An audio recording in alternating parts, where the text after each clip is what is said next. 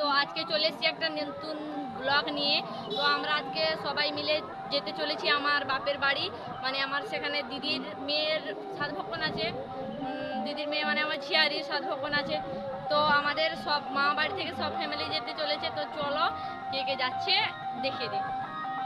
এই যে এটা হচ্ছে আমার দাদার মেয়ে পুচকি। হাই কর দাও, হাই করো, হাই করো। হ্যাঁ, এই যে এখানে একজন বসে আছে।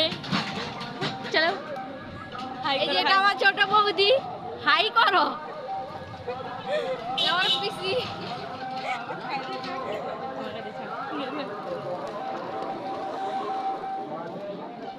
আর এটা আমার বড় বৌদি। হাইটাই করো, হাই করো, হাই করো, হাই করো। দিদি, দিদিমা, মেসো, এই যে দিদির বর, দিদা, আর কে? এই যে আমার দিদি যাচ্ছে।